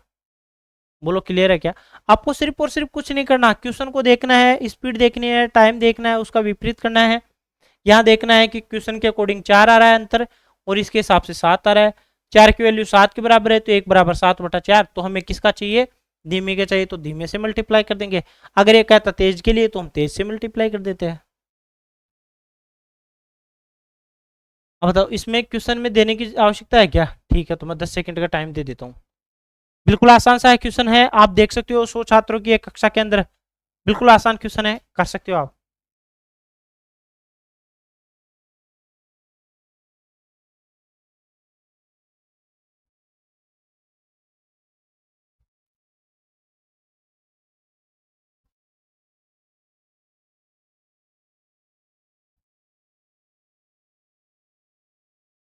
100 छात्रों की एक कक्षा है, इसके अंदर आपको क्या दे रखा है, भौतिकी की परीक्षा में 37 छात्रों के औसत स्कोर 84 था।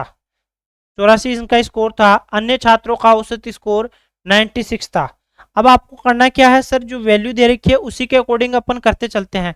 टोटल हमारे पास कितने हैं, तो आपको सर 100 है, जिनमें से 37 छात्रों का औसत स्कोर कितना था, 84, यानी कि यह है हमारे पास 37 जिनका औसत स्कोर कितना आ गया, 84। अब 100 में से 37 गया तो कितने बच गए हमारे पास, 63। इनका स्कोर कितना दे रखा है, वैसे इसका कह रखा है ना, अन्य का स्कोर कितना दे रखा है, 96। अगर मैं औसत कितना मानता हूं, 84 ही मानता हूं मैं, तो यहां से तो कुछ अंतर आने वाला नहीं है, तो यहां से कितना अंतर आ रहा है, देखो 96 में से 84 गया तो कितना अंतर आया, आप कहोगे सर 12 का अंतर आया। एक में 12 है तो हमें कितने पे चाहिए, 63 पे चाहिए। यानी कि यहां से पहले अंतर देखो, यहां से तो कुछ अंतर है नहीं, यहां से अंतर देखा कितना आया, 12। एक पे यदि 12 है, 63 पे कितना आएगा, तो 12 इंटू 63, तो 12 इंटू 3, 12 तिया 36, 6 3, 12 छिकी 72 और 3 75, कितना आया सर, ये आ गया हमारे पास कितना, 756। यही तो निकालोगे, ऐसे निकालोगे आप। समझ में आया क्या मैंने क्या किया, ठीक है। अब ये जो अंतर आया है वो किस में बटेगा सर, दोनों में बटेगा, 37 प्लस 63 टोटल कितना हो गया हमारे पास, 100। तो 84 प्लस 7.56, वैल्यू कितनी हो गई हमारे पास, 91.56। और ये कौन से ऑप्शन में है, ऑप्शन नंबर डी, क्योंकि हमें दशमलव में चाहिए तो पूर्णांक वैल्यू के अंदर 91.6 आ गया। कैसे आया, 100 स्टूडेंट थे, 37 और 63 को मैंने देख लिया, 37 की एवरेज है 84, 63 का एवरेज है 96। इनमें से आपको छोटा मानना पड़ता है, छोटा ले लिया आपने 84। अब 84 में 84 का तो कोई अंतर है नहीं, तो 96 से कितना कम है ये, तो आप कहोगे सर 12। एक पे 12 है तो 63 पे कितना हो गया, 756। अभी जो 756 है वो सब में डिवाइड हो जाएगा, सब कौन कौन से, 100 स्टूडेंट, सब में डिवाइड हो गया तो 7.56, तो एक की वैल्यू है, तो टोटल ऑन एवरेज कितना आ गया, 91.6। क्वेश्चन में टाइम देने की आवश्यकता है, बिल्कुल नहीं है सर। क्वेश्चन ऐसे क्वेश्चन है, ये छोटे छोटे क्वेश्चन है, इन पे टाइम देने की आवश्यकता बिल्कुल नहीं है, पढ़ते ही क्वेश्चन पे टूट पड़ो। ए और बी मिलकर 4 दिन में पूरा कर सकते हैं, ए प्लस से बी मिलकर के कितने दिन में कर रहे हैं, तो आपको 4 दिन में कर रहे हैं। बी अकेला उसी काम को 8 दिन में कर रहा है, बी अकेला उसी काम को 8 दिन में कर रहा है, तो ए अकेला उसी काम का दुगना, ठीक है। पहले तो इनका एलसीएम ले लो, कितना आ गया, 8। 8 में 4 का भाग 2, 8 में 8 का भाग एक बार, यानी कि बी की क्षमता कितनी है, 1। बी की क्षमता कितनी है, 1, और ए और बी की क्षमता 2 है, तो ए की भी क्षमता कितनी आ जाएगी, 1 आ जाएगी। ए अकेला उसी काम का, काम कितना है, 8। कौन कर रहा है, ए अकेला, उसी काम का दुगना, काम है 8, इसका दुगना कितने दिनों में करेगा, तो 8 दूनी 16 दिन में कर देगा। बताओ इसमें टाइम देने की आवश्यकता है क्या, नहीं है ना।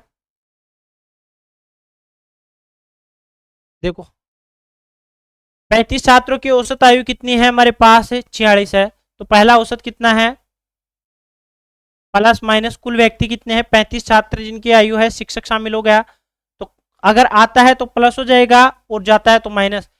पहला औसत प्लस माइनस कुल व्यक्ति कितने हो गए, 35 प्लस एक टीचर कितना हो गया, 37, सॉरी 35 और एक 36 हो गया। 35 तो छात्र थे, एक शिक्षक की भी शामिल हो गया, टीचर शामिल हो गया ना, देखो। तो पूरे समूह की औसत आयु 47 वर्ष हो जाती है, तो शिक्षक की आयु ज्ञात कीजिए।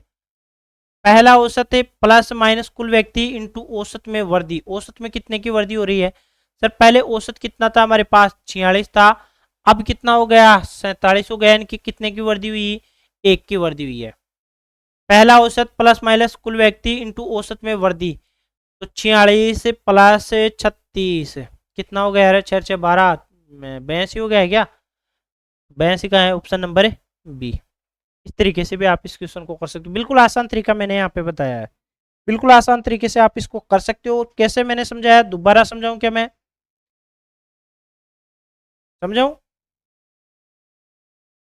चलो ठीक है, फिर आगे बढ़ो, बाद में कर लेंगे, पूरी डिटेल से मैं समझाने वाला हूँ इसको। ए किसी कार्य को 77 दिन में पूरा कर सकता है, बी ए से 75% कम कुशल है, सी बी से 40% अधिक कुशल है, यदि ए और बी मिलकर 30 दिन में कर सकते हैं, ठीक है। इस क्वेश्चन के लिए मैं आपको टाइम दूंगा, लेकिन डिफिकल्ट क्वेश्चन नहीं है, बिल्कुल क्वेश्चन आसान है, एक बार लैंग्वेज पकड़ के एक एक लाइन के ऊपर काम करना, आसानी से हो जाएगा क्वेश्चन।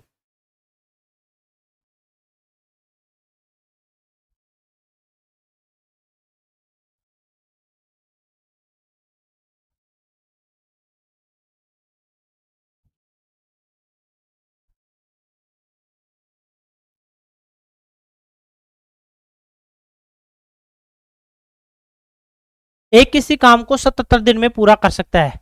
बी ए से 75% कम। 75% को हम कैसे लिख सकते हैं? 75/100, 25 थी 75, 25 चौके 100। ठीक है, टोटल ये है, ये क्या है? कम है। तो कितना हो जाएगा हमारे पास? 1/4। अब ये 1/4 क्या है समझो, देखो बी है वो ए से कम है, तो ए से कम है, तो यदि मैं ए को कितना मानता हूं? 4, तो 4 से 3 कम है, तो बी की क्षमता कितनी आ जाएगी? तो आपको होगी सर 1 आ जाएगी। ठीक है, क्वेश्चन के अकॉर्डिंग तो यही है। आगे देखो, सी है वो बी से 40% अधिक है। सी है वो किससे? बी से कितना अधिक है? 40%। 40/100 ऐसे लिखोगे आप, 0 2/5। अगर कौन अधिक है? सी है। किससे अधिक है? बी से। अगर बी कितना है? 5 है, तो सी 2 अधिक होगा, तो सी कितना हो जाएगा? 7 हो जाएगा। बोलो ये बात समझ में आ गई क्या? तो मैं कहूंगा सर बी कितना है यहाँ पे, तो आप कहोगे सर बी कितना है? 5 है, तो सी कितना है फिर? 7 है। तो बोलो ये रेशियो समझ में आया क्या?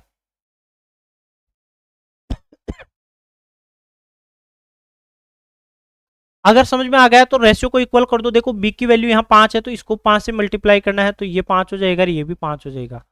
तो ए अनुपात बी अनुपात सी, 5 चौके 20, 5 एकम 5, 7 एकम 7, यानी कि ये किसका मान आ गया हमारे पास? ए बी सी का एक्चुअल वैल्यू हमारे पास आ गई है। बी और सी मिलकर के 30 दिनों तक काम कर सकते हैं। 30 दिनों तक काम कर सकते हैं, तो एक कितने दिनों में कर रहा है? 77 दिन में। तो कुल कार्य कितना होगा? पहले तो देखो कुल कार्य, तो आप कहोगे सर ए कितने दिन में कर रहा है? 77 दिन में। और काम कितना है? ए की क्षमता कितनी है? 20। तो 7 दूनी 14, 7 दूनी 14 और 1 15, 1540। ये तो हमारे पास क्या हो गया? टोटल वर्क हो गया, जिनमें बी और सी मिलकर 30 दिनों तक करते हैं। तो बी और सी मिलकर 30 दिनों तक करते हैं, तो 30 दिनों तक कर रहे हैं बी और सी। तो बी और सी की क्षमता कितनी हो गई? 5 और 7 12। तो 12 3 36, 360 काम क्या हो गया है? बी और सी ने कंप्लीट कर दिया है। ठीक है, बी और सी ने कंप्लीट कर दिया है। 1540 में से 360 काम कंप्लीट हो चुका है, तो काम कितना बचा? तो आप कहोगे सर काम बचा है हमारे पास 1180। 1180 काम बचा है। इस काम को कौन करेगा? ये अकेला कितने दिन में करेगा? शेष काम की पूछ रहा है ना, शेष काम को ये अकेला कितने दिन में करेगा? 1180 को कौन कर रहा है? तो एक कर रहा है, तो एक की क्षमता कितनी है? तो आप कहोगे सर 20 है। एक की क्षमता कितनी है? 20 है। 2 से 0 0 काट दिया, तो 59 दूना 118, 59 डेज के अंदर। ये कौन कर रहा है? ए अकेला। समझ में आ गया है कि मैंने किस तरीके से किया है? ये पूरा मैंने पहले जो रेशियो दे रखा था उसको बांट दिया, कुल काम निकाला कि 77 दिन में कर सकता है कौन? बी, सॉरी एक कर सकता है, तो 1540 कुल काम आ गया। बी और सी दोनों मिलके 12 दिन तक काम करते हैं, तो बी और सी की क्षमता 12 है, 30 दिन तक काम करें 360 हो गया। 1180 में से 20 भाग दिया तो 59 आ गया। कैसे आया? 1540 है जिनमें से 360 काम हो चुका है, तो शेष काम कितना बचा? 1180। शेष काम को कर कौन रहा है? तो शेष काम को कौन कर रहा है? एक कर रहा है। किसी संख्या के 20%, कोई भी संख्या होती है तो उसे हम क्या मानते हैं? तो आप कहोगे सर उसे हम क्या मानते हैं? 100% मानते हैं। कोई भी संख्या होती है तो अपने आप में 100% होती है, उसके 20% यानी कि 100 का 20% कितना होगा? तो आप कहोगे सर 20 ही होगा। 20% को 96 में जोड़ा जाता है तो परिणाम वही संख्या आती है। वही संख्या मतलब 100% आता है। ठीक है, तो बताओ क्वेश्चन को आसानी से कर सकते हैं। 100% 20% यानी कि 96, ये किसकी वैल्यू है? तो आप कहोगे सर 80% की वैल्यू है। अगर 80% की वैल्यू है तो हमें क्या चाहिए? उस संख्या का 75% चाहिए। दो तरीके हैं, 5 से निकालने के लिए मैं इसको करूंगा क्या? 5% निकाल देता हूँ, 16 पंजे 80, तो 5% और 16 छिकी 96। मैंने इसको 16 से इंटू किया है, 16 से डिवाइड किया है, ताकि 16 पंजे 80, 16 छिकी 96। 5% से 75 पे जाना आसान है। 75 पे जाने के लिए मैं इसको किससे इंटू करूंगा? 25 से। इसको भी इंटू करना पड़ेगा 25 से, और 25 का 150।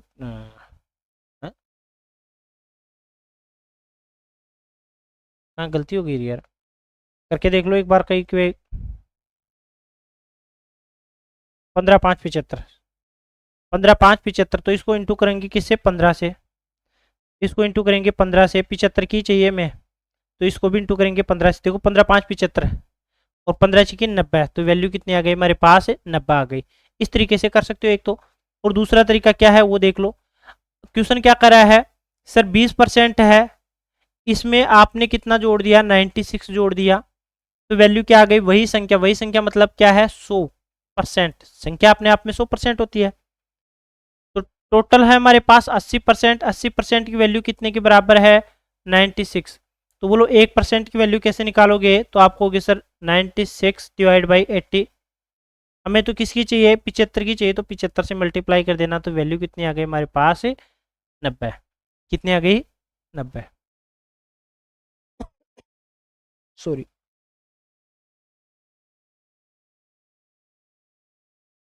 594 अंकित मूल्य वाली एक वस्तु को 155 रुपए में बेचा जाता है, तो छूट प्रतिशत क्या है। अंकित मूल्य, मार्केट प्राइस कितनी दे रखी है, तो 594, 594।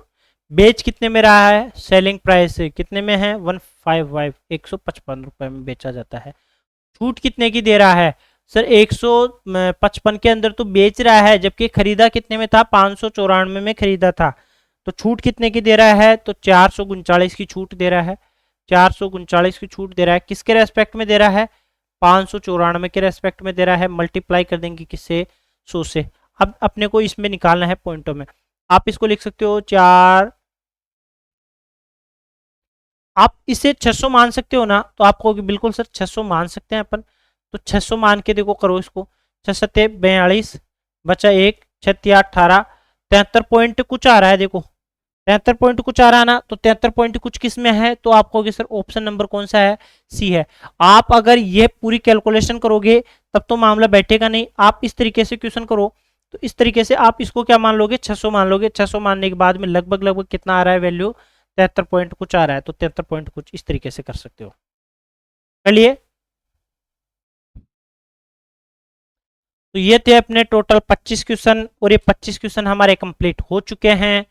तो कैसी लगी आपको क्लास, क्लास में कमेंट जरूर करके बताना, और फटाफट से अपने सभी साथियों तक चैनल को पहुंचाने की कोशिश करना, और चैनल पर नए हैं तो चैनल को सब्सक्राइब करना, क्योंकि बहुत मेहनत लगती है क्लास को तैयार करने में, आप तक पहुंचाने में।